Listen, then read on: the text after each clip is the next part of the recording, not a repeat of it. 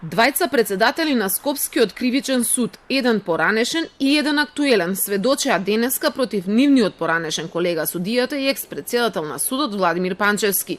Неговиот наследник Стојан Черибарев пред судот раскажа дека кога дошол на функцијата, судии му се жалеле дека се делат предмети на рака.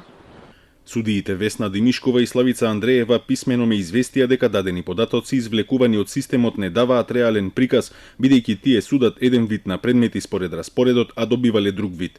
Пред моето доаѓање имало случаи на давање предмети на рака, а не по електронски систем. Актуелниот председател пак на кривичен Иван Џолев само раскажа дека кога тој стапил на функција, се јавиле од обвинителство и му кажале дека има истрага за Панчевски. Побарале да направи увид и да види дали има параф на дел од предметите за кои се сомневаат дека се давани кај подобни судии. Службеничка која работела на внесување предмети во системот пак сведочеше дека еден од првите случаи на СИО и било наложено да го распредели кај судиката Тања Михајлова. Имало звучно име во него, ама не се сеќава кое. Кога се обидела да укаже дека треба системот сам да избере судија, шефицата ѝ рекла дека тоа е по наредба од Панчевски.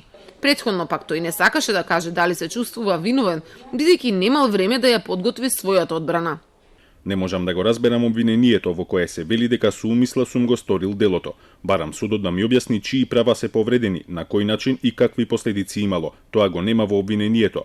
Барам да ми дадете време да подготвам одбрана заедно со моите адвокати, бидејќи имав само еден викенд во кој тие немаа право на посета во затворот.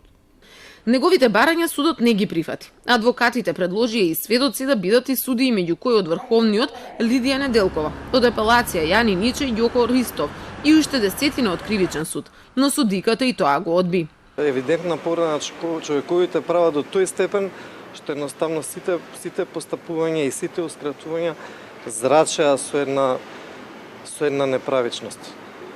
Приморени бевме да поднесеме барање за изземање, па ќе видиме. И покрај барањето за изземање, Велешкиот суд останува надлежен за процесот на судијата Владимир Панчевски. Обвинете дека дел од предметите ги давал рачно со параф на подобни суди наместо електронски преку АКМИС системот и тој требало да ги бира. Тој се брани пак од притвор кој судот му го одреди. Од 8 месеци не се појавуваше на судење.